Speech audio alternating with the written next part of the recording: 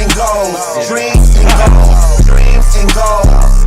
Hey, how's it going? Dustin Gutkowski here with the DG Show, and we're going to be, so I've had some very interesting people on, some very talented people on, and but I'm telling you, this is my favorite one so far, and I put it out there, so I apologize to everyone else, because anyone knows I'm a fangirl. I wore one of my Disney shirts. We have a very special guest, Terry Naughton, and if you could tell him what you've done. Now, some other people might think this is boring, but I think it's so fascinating, and I'll tell you why. I want to welcome you to the DG Show, and I want to say thank you for your time, because this is Disney's so special for me and my family, and somewhere where we go. I thought it was a made-up place forever because I didn't have that experience as a kid to be able to go. I didn't go the first time until I was 35 years old, and I've been back 6 to 10 times every year since then. Wow. So, Terry, welcome. And if you could do an introduction for who you are and what you do or what you did. Sure. All right. Hi, my name's Terry Naughton, and I was with Disney for about 20 years, and I was an assistant animator, actually, to be technical. And I worked on about 18, I think somewhere in that range, 18 projects with them. My first started in 85 with Great Mouse Detective, and I finished out in 2002 with Home on the Range. So basically all of those in between there, the Lion Kings and the Beauty and the Beast, and with the exception, I think, of 2 films, are the only 2 that I don't have any touches in, and that was, what was it? It was Hunchback of Notre Dame and Atlantis, because I was working on other projects at that time. But anyway, so I spent the bulk of my career doing that. Never animated before. Just kind of through a whole bunch of serendipitous events, or like to call them, God moments. But I was drawn into the animation business, which I had no desire to do whatsoever at all. I was going to be an illustrator. That was going to be my goal. So that's pretty much that in a nutshell. Is that how did you even get? Well, first of all, I want to tell you, you're being humble. You said the 2 films you didn't work on, but those films you did work on. What was it? Aladdin, Beauty and the Beast, Lion King. Just a few of these maybe movies you've heard of, right? Yeah, a little blessed on, and not only that, blessed to be on most of those main characters. I worked on the Beast and Beauty and the Beast. I worked on the Genie and Aladdin, Zazu and Lion King, and King Triton and Sebastian on Little Mermaid. So just kind of fell into a whole bunch of really cool gigs. I've been to Disney. I don't know if I'm ashamed to say this, but and I say we typically go for 3 to 4 or 5 days at a time, right? But I've been 50 different times in 3 to 5 days each time. It's amazing. Truly the most magical place on earth, and I think that every time you go, you just learn to appreciate something else. And I have different drawings and stuff that I purchased there for animation. I'm always so just amazing. I think it's like the world or United States, and maybe the world wouldn't exist the way it is without what Walt Disney did. Like if you think about it, it's just so amazing, and even the little nuances in the park and the way we are. It's like, wow, it's Disney. How special was it to you to work on? I mean, my daughter's 2 years old, and we watch Beauty and the Beast 2 or 3 times a week. Just sit there, right? Little Mermaid 2 or 3. How impactful was that for you to work on those films, and like, what did it mean to you? And also, I have to ask you a question: which one was your favorite one you worked on? And inside of that, okay, I'll start off with the impact first. It's the impact never hits you when you're working on a project. And I'm sure you've had projects as well. While you're working on it, you're just, nose to the grindstone, trying to get whatever it is you have to get done. The impact for me was always the Saturday after the preview and or after our premiere.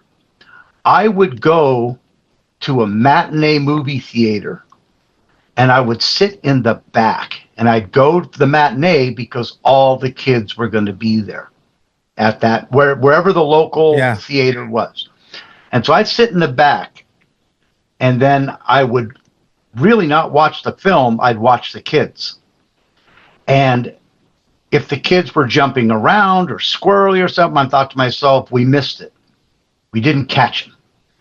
But if they were still and not moving and just eating their popcorn and faces to the screen, then I knew that we did our job, and we hit a nerve.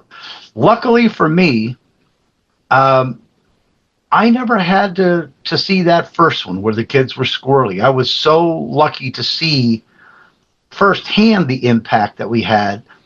And then people would find out in my friend zone or my kids' school, and they knew that I worked on such and that kind of stuff. And then they would tell me basically the impact that it had on their kids. And that hits home. I'll tell you one. I have a letter that I kept. I was doing a comic convention, and I think we were in Houston. And a girl was introduced to me by my agent, and Ashley knows my agent, Jerry Cates, and you might know him by through Ashley. But yeah. Anyway, Jerry walked up with a girl, probably in her late teens at least, if not a little older. Well, she was just shaking, and Jerry's like, you can go up there and talk to him. He doesn't bite. And I was like, hey, it's, you know how it is. It's just me. It's yeah. Well, she comes in and she was very kind and very, very sweet. But she told me, she says, I'm here. She says, and I think she said her roommate, it was either her roommate or her best friend. She says she would just kill to be here right now. She says that Little Mermaid changed her life, not her friend's life. And she says, would you be okay with doing a drawing of King Triton for her? I said, sure. I said, that's no problem at all. So I do the drawing. Well, the next day, the girl comes by my booth again. And I asked her, I said, did you see your friend? Did you give her the drawing? Oh, yeah. She goes, boy, did I ever. She says she wrote a letter to you. And that letter makes me cry to this day. Because she basically, in the letter, in a nutshell, she was going through a super tough time. The dad wasn't around and whatever. King Triton was her dad.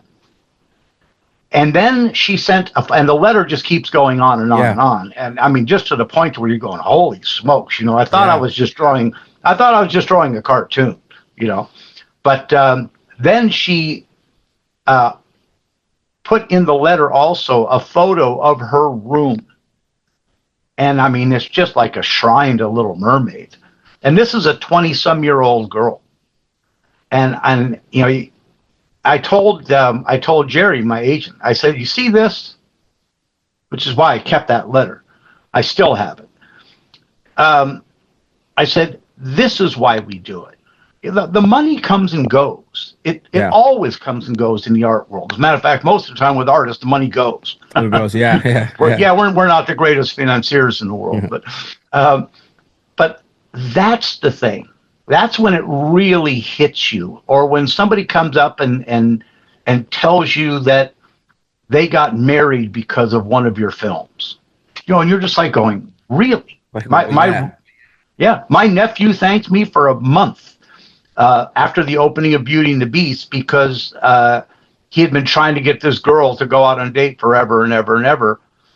And then he told her that I worked on Beauty and the Beast, and so she wanted to go see the film. And he says, Uncle, he goes, you have made my life. And not just worked on it. I happen to do the Beast. Just if we're throwing it out there, we're gonna flex a little bit. Yeah, and let me set this straight right away, because this happens often to me. And of Stolen Valor, right? You know what it is. Absolutely.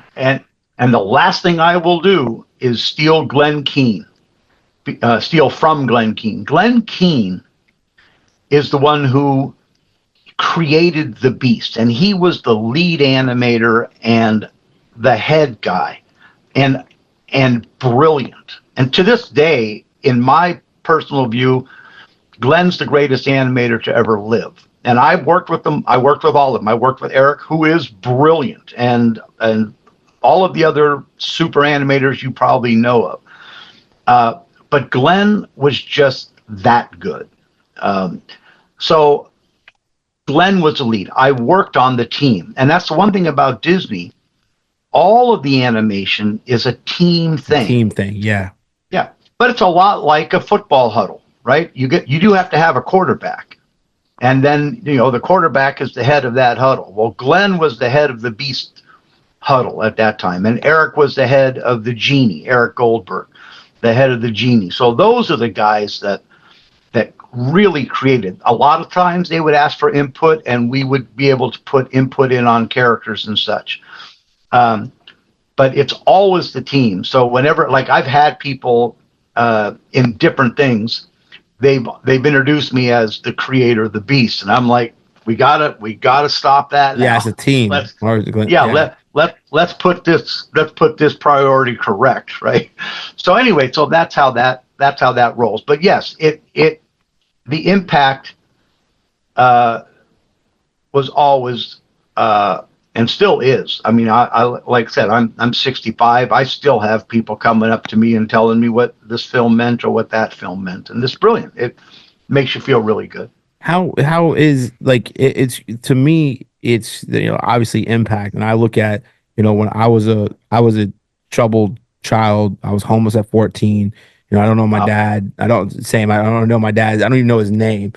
And so Disney wasn't in the cards for us, right? It was never something that you thought, like, and we didn't really watch movies when we were younger. And so not until I got married and had my son, he's 7.5, we decided to go. I'm 42 now.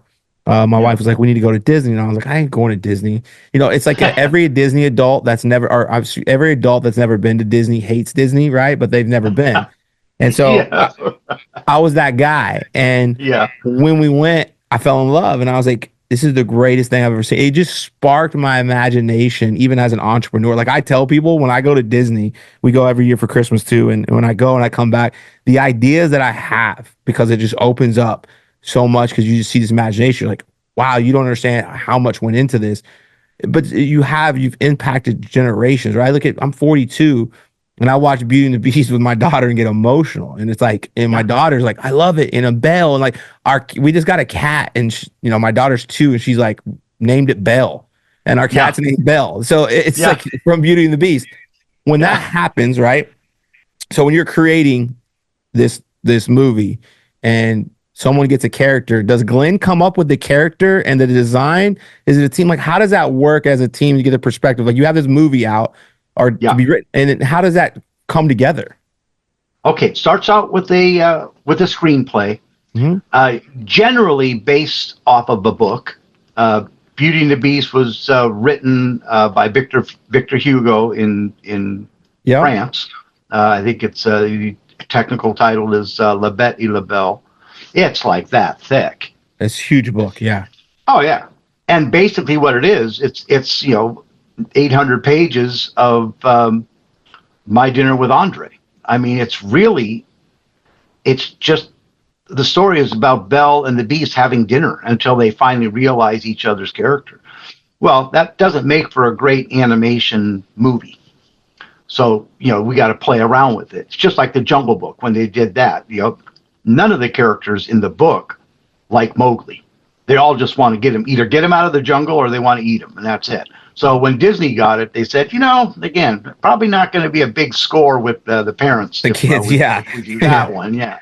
So then what they do is once they get the screenplay kind of figured out, or in the process of getting the screenplay figured out through story, the animators who are picked to lead the characters, they get a bit of a synopsis of the character, and then they start taking off, and they start designing. And Glenn, the nice thing about being able to do what I did is I got to watch Glenn and Eric and these guys.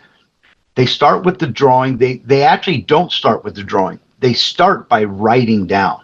The first thing you do is you write down, what is this character's want? It's like that for any film, live action, animation, doesn't matter. What does your character want? Well, the Beast, his whole want is to be human again. Now you can, and that's why he's so angry, and that's why he's all of this stuff, because he was, had his humanity taken away. And so Glenn starts to build with that. And then of course, he's got physical attributes. And Glenn did some things that I thought were really brilliant. And I asked him this as a request, and I wasn't a big, I was on the team, and so I wasn't like a big wig on the team. I was on the team.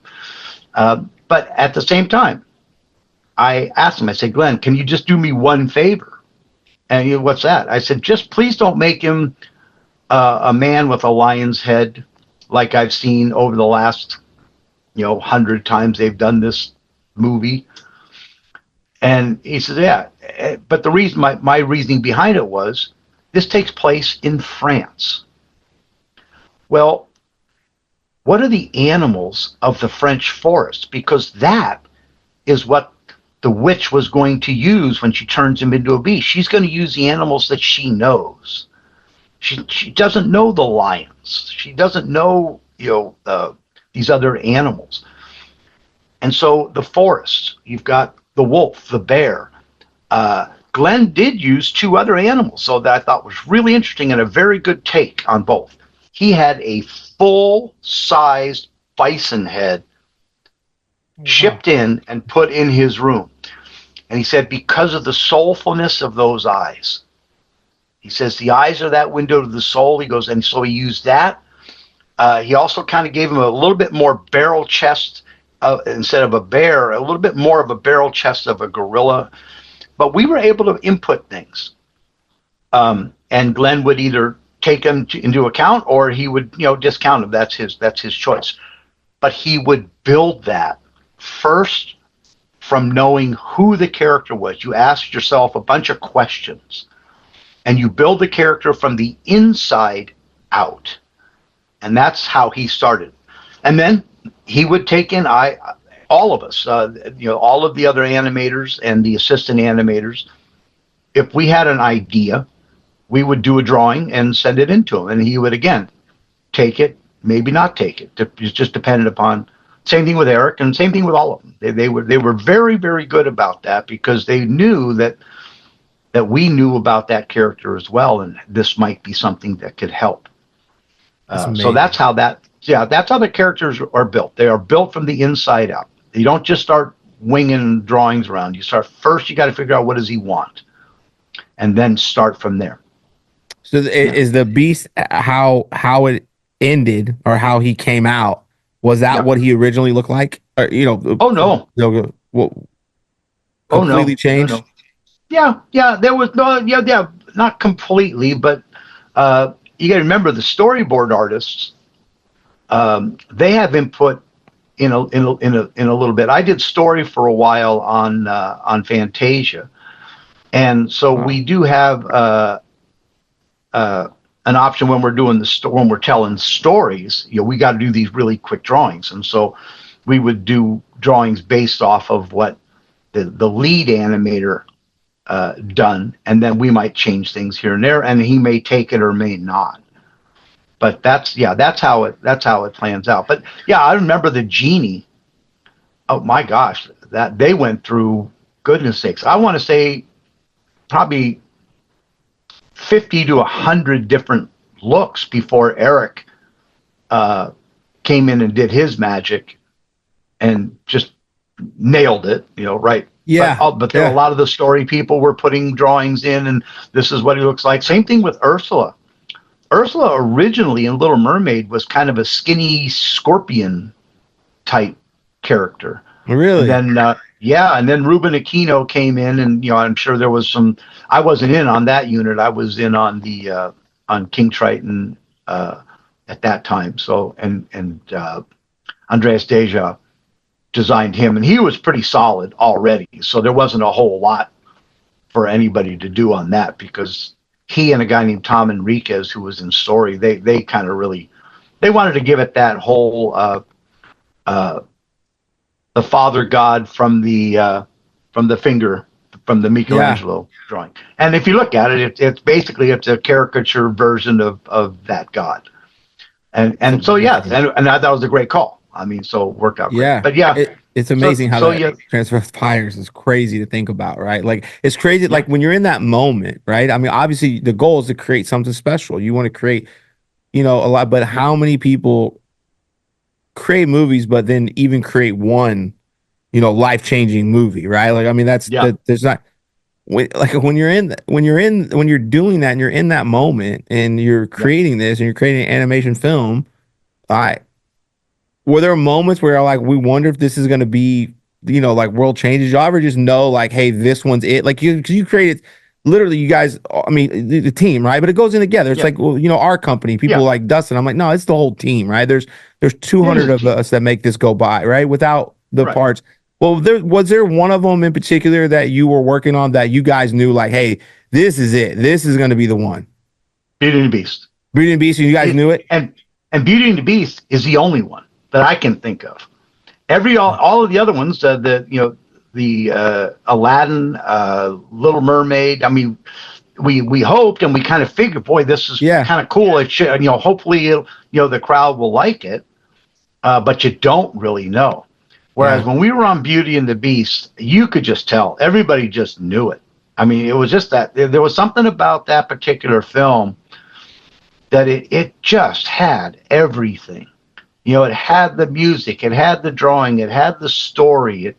Because, like I said, that story, you can't find that story in a book. The book is a whole different story for the most part than what we put in on that stuff. It's amazing. Yeah, that's my favorite. That's my favorite. Actually, Beauty and the Beast is my favorite Disney movie.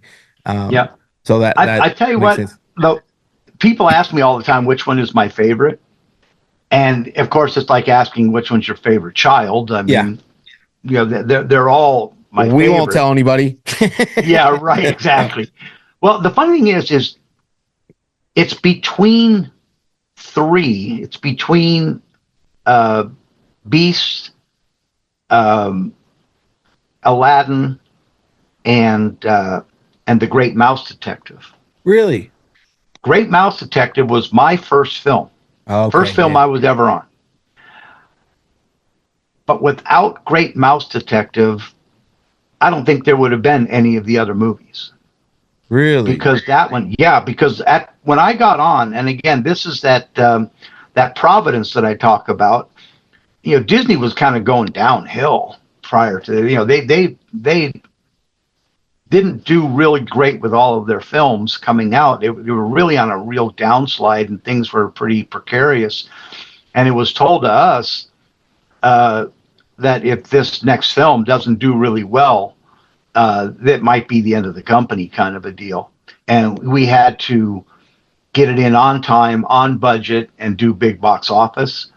Well, we got it in on time, on budget, and did the best box office that they had done in a very, very long time.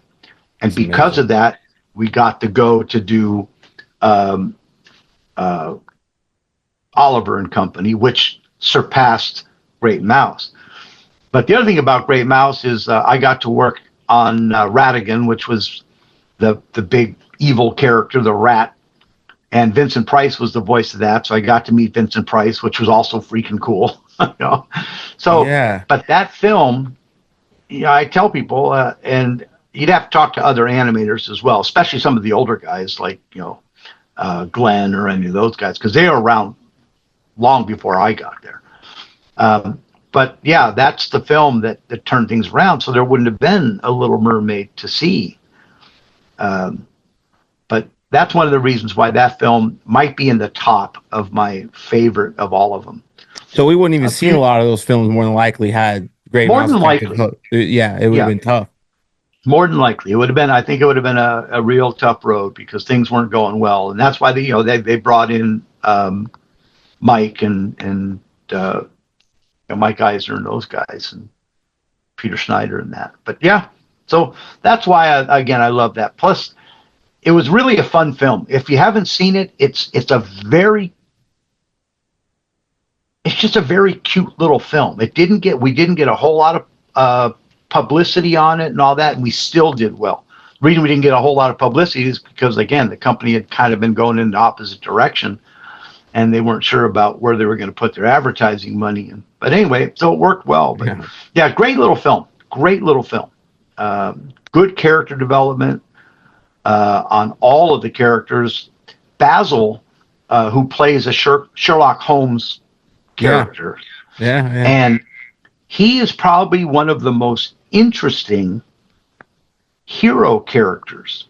All of the other characters that we normally had as the hero, it's never, and in most films it's this way, the heroes are never as interesting as the villains. The villains have much more complexity. The heroes are kind of there to thwart the villain. And as a matter of fact, in Little Mermaid, our little name for Eric, the one who is Belle's, we used to call him generic Eric. I mean, yeah. If you look at his character, arc, it's not a really big one. It's kind of a small arc.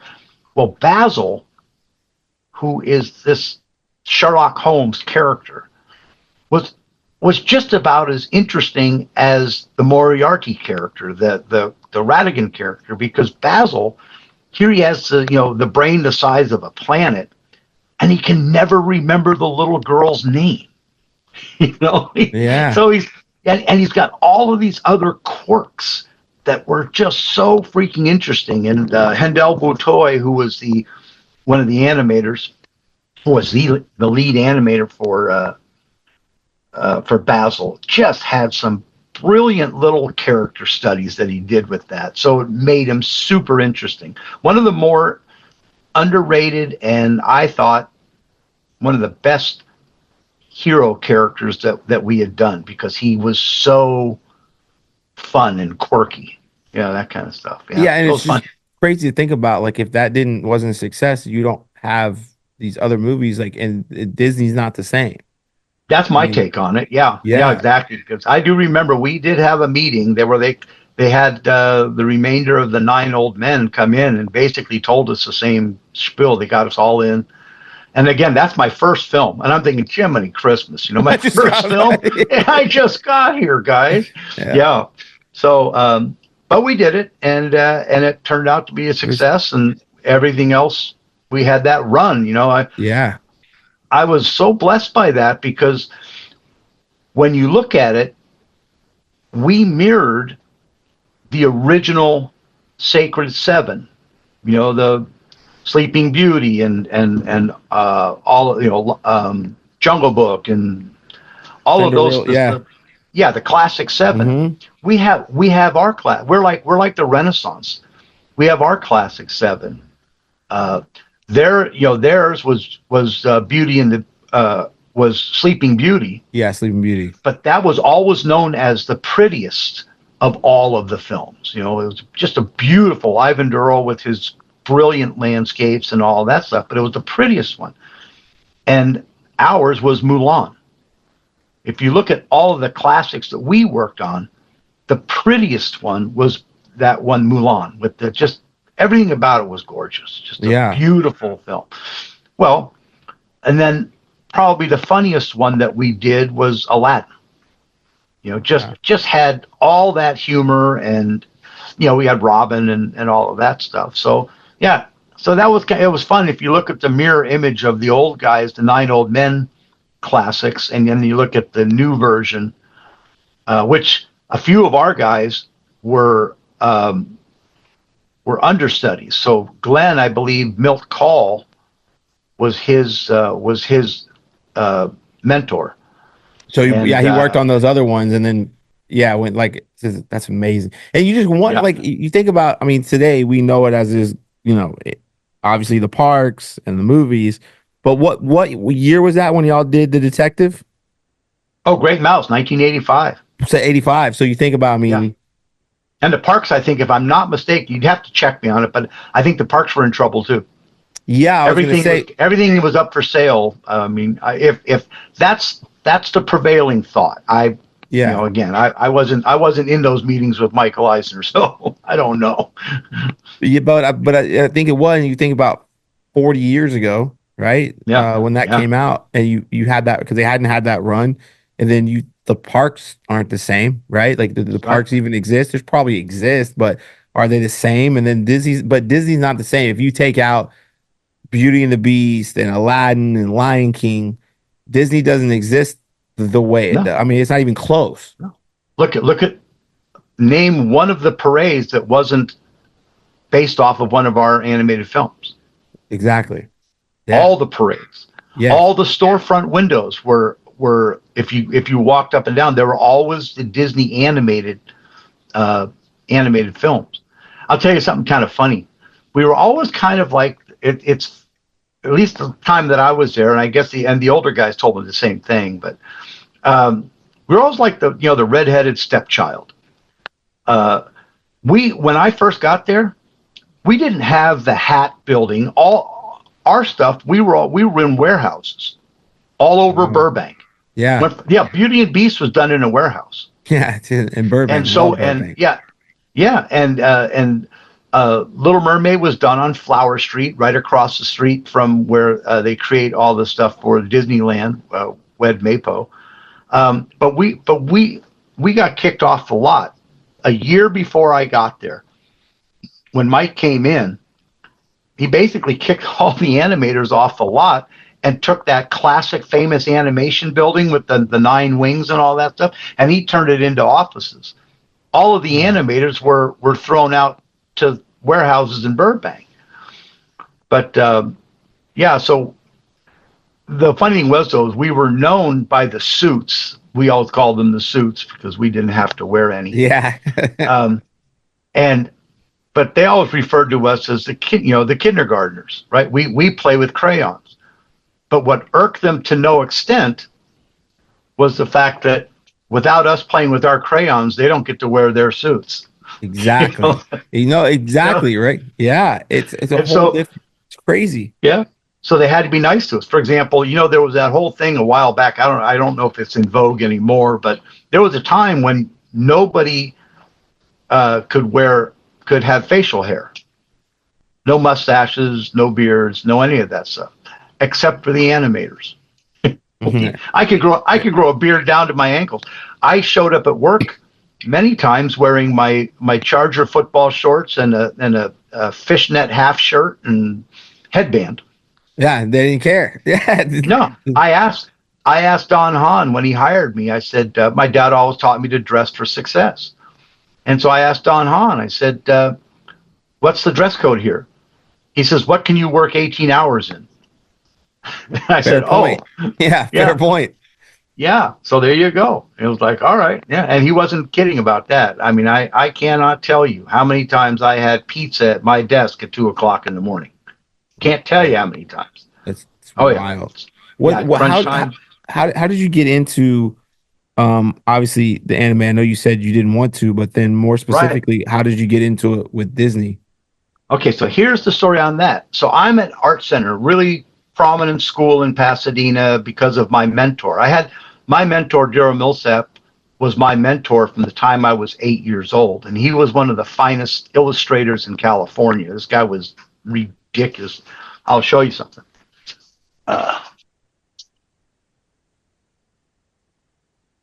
This is on my illustration board all the time. This is a Daryl Millsap.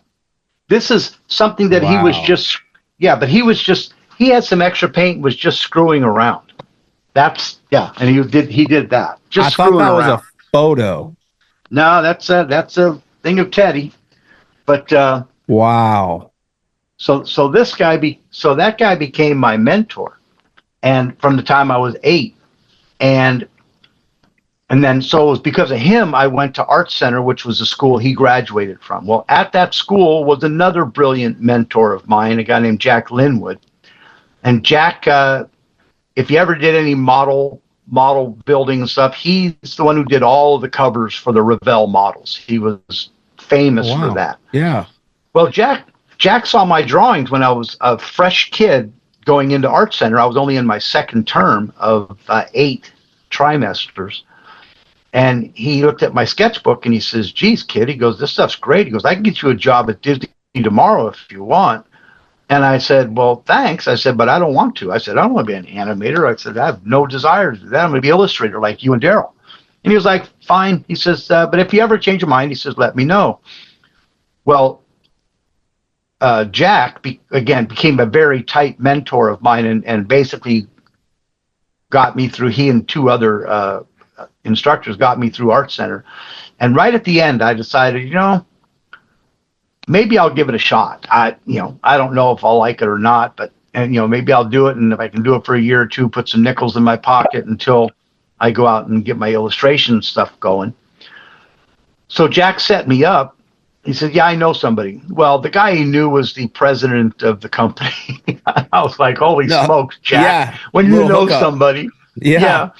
So I ended up going to this guy's office, and he looks at me and he goes, you're in the wrong office, right? I said, yeah, I figured that out when I got to the top floor of the building that probably this isn't the, he goes, yeah, but I know a few people here. So he calls up this other guy, Don Hahn, and says, look, I'm going to send you a kid and, see if we can fit him in and all this stuff.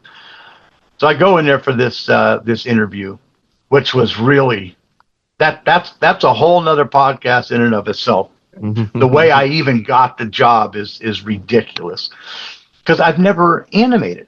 These guys go to school at CalArts for 4 years to get their animation. Yeah. I just draw, and I was blessed to draw well. So they decided to try something. They were noticing that some of the people their drawing skills weren't as good, but Art Center had these artists that could draw really well. So they picked 10 of us. Under this situation is when you show up, after we train you, during your training, if you're not on production in 2 weeks, you're fired. Right? Yeah. And I had never, you seen the animators when they do their flipping and they draw and then they flip and they draw? You've never done that. Yeah. Never. I didn't know what to do. I'm in there. They have me doing an in-between drawing. And they said, do the in-between of Aurora, Sleeping Beauty. Okay. So I got these, and I'm on one of those classic drawing tables with the circle that goes around. So I've got these papers taped all on there, and I got my light turned on, and I'm drawing the lines in between, right? This guy, Dave Bossert, walks by. He stops, and he looks at me, and he goes, hey, he goes, you're one of the new guys, aren't you? I said, yeah, I am. He goes, you have no idea what you're doing, do you? Not a What gave it away? Yeah, really. So he goes, let me show you. So he showed me how to flip. He was one of the effects artists, and he taught me how to do that. And because of that, I made it through that 2-week process. But I only had 2 weeks to learn this stuff, or I was out. And so I was able to hang in there and do that. And I'm going to go back and digress real quick, because here's something I think that your audience might really appreciate. I learned this lesson through the Disney thing, in that your life can change in a phone call. Okay, so if you're ever going through the ringer, always remember that your entire life can change for the better in a phone call. So I had graduated from Art Center. I am now back at home in San Diego. Pretty much zero prospects. I'm fighting, trying to get into places, but it's super difficult. And I get a phone call at 2:45 in the afternoon. I'm out of Art Center. I had done that interview with Don Hahn to get in, but my portfolio wasn't a Disney portfolio. It wasn't even close. Anyway, so I get this call from a guy named John Dorman up in the LA area. He says, Jerry, he goes, John Dorman, I work for Ruby Spears. How'd you like a job? And I said, yeah, I'd love a job. He said, okay. He goes, I've got 2 movie posters I want you to do. I asked him why. He asked me, he says, well, one of your mentors called me, told me you were a good wrist and that you could really definitely, help us out. And I said, great. He said, I'll pay you $1,500 each. And I was like, super. now I have a problem though, because my car broke down the day I graduated from Art Center, and I don't have a car. And I'm down in LA. I mean, I'm down in San Diego. I got to get up to LA the next day, and I don't have a car. And my brother Dennis, Dennis called me up 5 minutes after that. So it's right around 2:50, and he calls me up, and he says, "Hey Terry," I said, "Yeah." He says, "Mom tells me you need a car." I said, "Yeah, I do need a car." He says, he goes, "Well, I'll sell you mine for $3,000. Now I had just made $3,000 5 minutes ago. Yeah. But I got to go up there. I said, sold. I said, but you got to do me a favor. I got to take that car and go up to LA. I've got a gig. And then I come down and I'll pay you $3,000. So he says, done. So now I'm sitting there, and about 2 weeks before these phone calls, my mom says, don't you think it's about time you go out and get a real job? And I said, I have a real job. I'm an illustrator, blah, blah, blah. She goes, no, I mean something to, I said, no. I said, I'm sticking to my guns. And so now, about 5 or 10 minutes after that phone call from my brother, I go, hello. He says, Terry, I go, Don Hahn from Disney. He goes, how'd you like to be a Disney animator? Wow. So in roughly 15, 20 minutes, 3 phone calls, I go from 0 prospects, 0 money, 0 jobs to 2 jobs, a car, and a career. Yeah. In 3 phone calls in 15 minutes. Did you ever think that you were there for 20 years? Did you ever think it was good? Like, did you ever think when you got the job, like, I'm going to be there for 20 years? No, I was going to be there for a year. I was going to do that one film, and then I was going to go do what I was trained to do. I wasn't trained as an animator, but I was going to maybe somehow get through that film, get some money in my pocket, and then go be an illustrator. What made you stay? What made you stay for 20 years? Like, I mean, that's I enjoyed every day. I'm one of those guys. I used to race to work. I couldn't believe they were going to let me play. Rubber band fights broke out every day at work. Every day. That's awesome. No kidding. Full scale rubber band fights every freaking day. We had video games there. We had ping pong tables. There was no, get your coffee at 10:15 break. You went and got coffee when you wanted coffee. Exactly. You just made sure that you got your job done when that scene was due, and then they better not have to make any changes on your work. I mean, now they let you be professional, and so as a professional, that you don't turn in shoddy work. And if you've got to stay there till 2 o'clock in the morning, then darn it, you got to stay there till 2 o'clock in the morning. That's the way it goes. So whatever it takes to get it done. Yeah. That was it. And as long as it was done correctly and that somebody else did not have to fix your mistake, that was the deal. And so that's how we, And so I kept doing it. It was fantastic. I mean, it was really fun. Because it's 20 years. I mean, it's crazy. Like people, most people would stay at a job a couple year or two, right? And bounce around every couple of years to every job and to stay somewhere for 20 years. So you said is culture, fun, right? Like let people do what they love to do. I've always been a component of that, man. And I know sometimes you have to come down on people that don't do their job, but you don't have to micromanage everything they do, and you don't have to just by this time it's let them. As long as the job gets done, who cares really how it got done? If it's done the right way, it's done when it's supposed to be done, the way it's supposed to be done. How do you care? Why do you care so much how it got there, right? Yeah, I would tell that to the people that worked for me. I said, look. I said on Monday, we had I said, this is the footage that we have to do.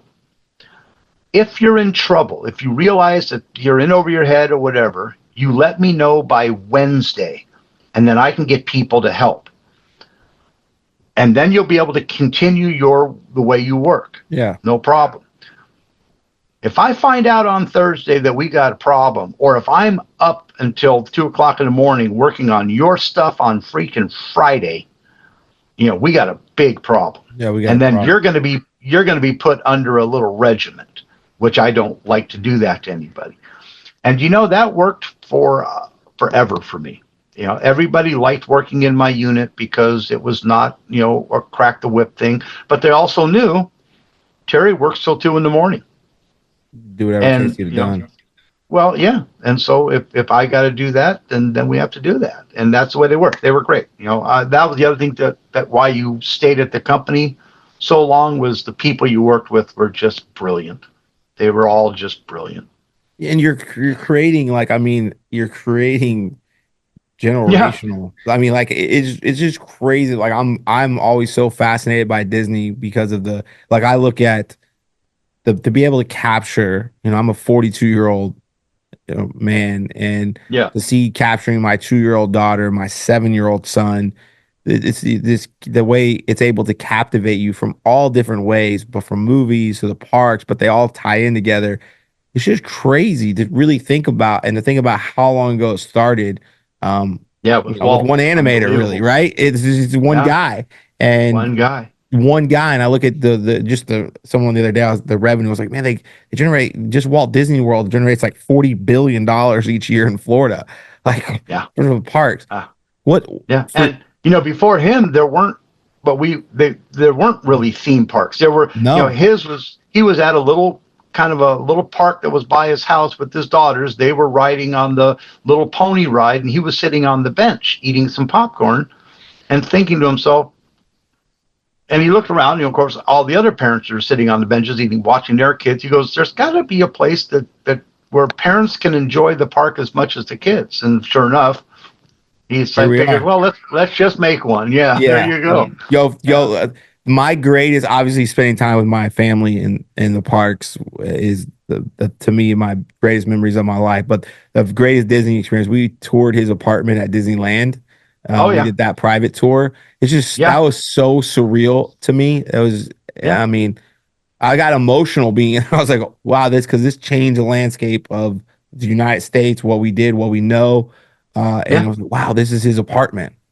yeah. And I tell you what, when I would go across the street to look at the stuff that they were coming up with for the Disney for the parks, because they were right across the street, and we would always go over there and look and see what the new stuff was. And then you'd find out that they were working on stuff that Walt had created in his head in Yeah, 1958. yeah, that's This is crazy. 1985, and they're still working on projects that Walt created. I mean, that's how far ahead this dude was. He was just amazing at how fantastic that man's brain worked. Crazy. Yeah, to create that, and we're already pushing up on time. I could talk about this. See, I Oh, told you I could talk about it all day.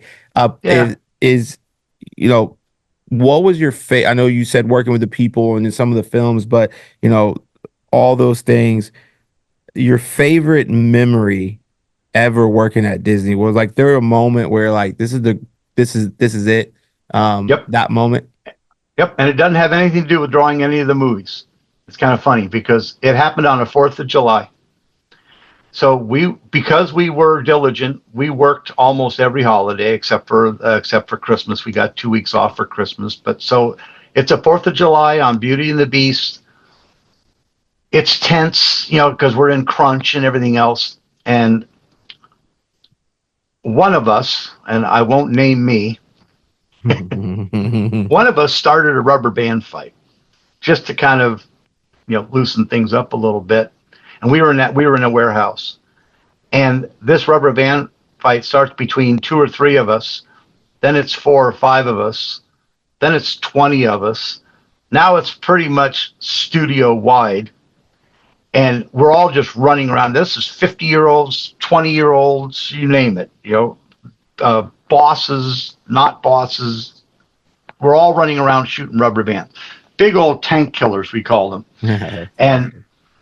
And then Glenn comes up with this idea. God Almighty, Glenn.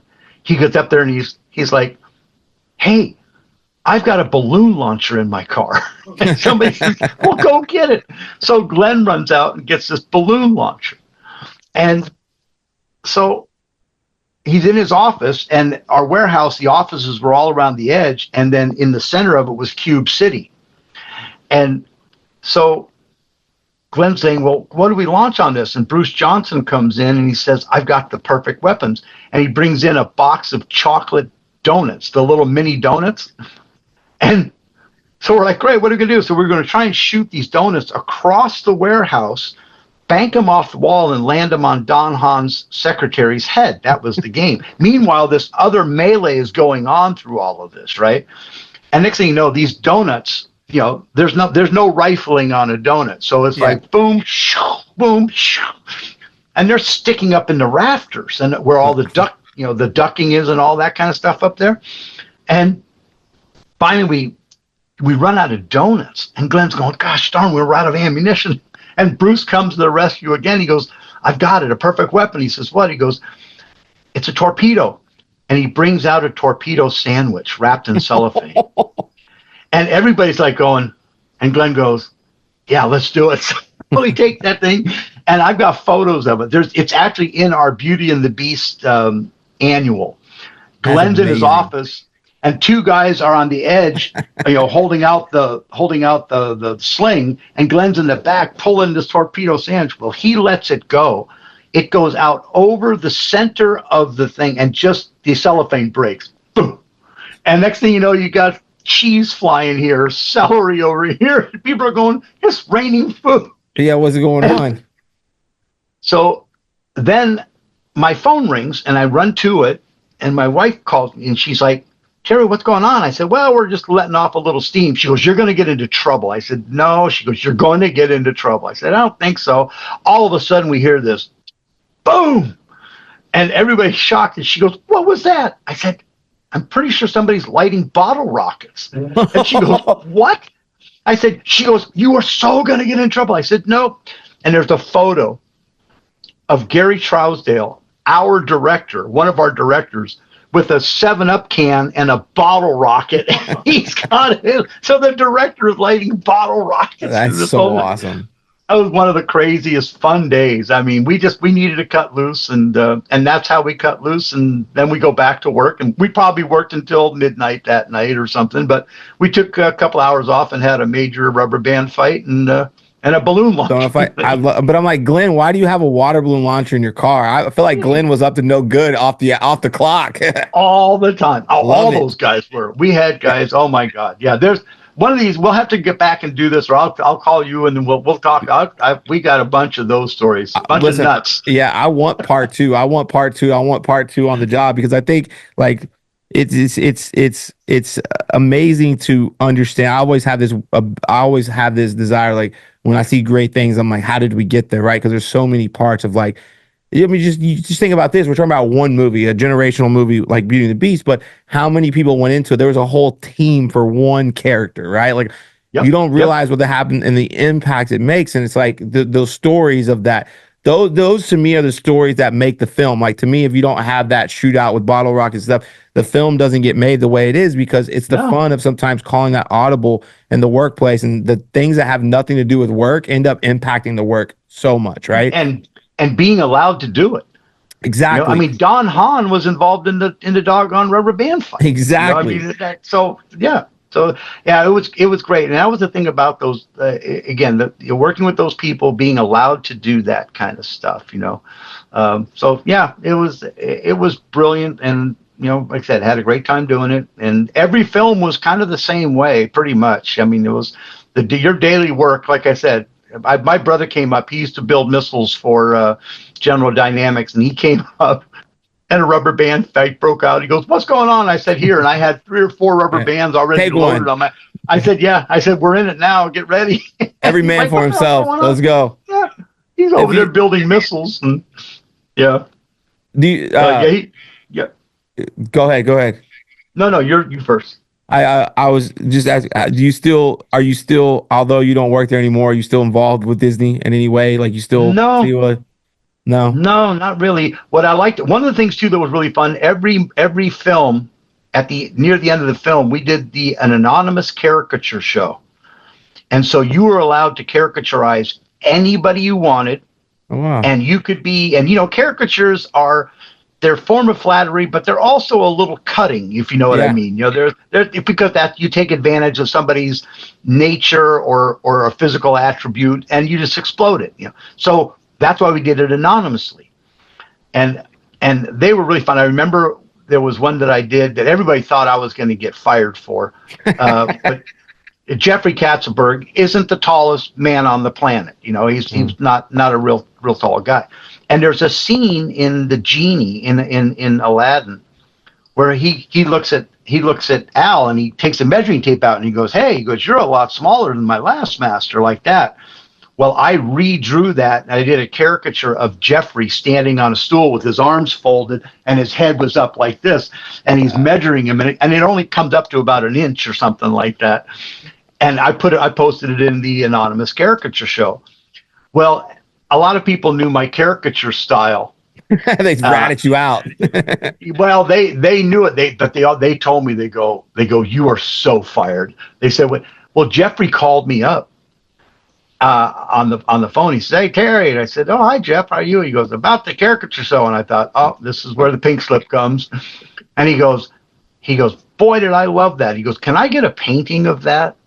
Wow. And so I told him, I said, "Yeah," I said, I'll paint it up for you." And I hung up the phone and I was like, I thought for sure I'm going to get canned. But I love doing it. And the caricatures were great. We loved caricaturizing each other all the time. So yeah, we did that. We did a lot of that stuff. That's so awesome. I wish we had more time. Well, look, I'm telling you, we have to do this again because I have so many questions, and I would love to get you on in a couple weeks. We give it to Ashley. We could do a part 2 to talk about some of this stuff. There's so many questions I want to go to on how you got hired and how this could go. I appreciate your time. You have no idea. Thank you so much. But I'm gonna get with you. We're gonna run this back part 2 because I have some more questions, and I think it'll be phenomenal. Yeah, I had a lot of fun. Much appreciated. Thank you for having me on. It was absolutely again, it's fun to go back and reminisce about some of this stuff. It's cool. It's amazing. We are going to do it again. I appreciate you. Have a great night, and thank you. All right, man. Thank you, Wade. Talk to you soon. Thank you. All right, bye.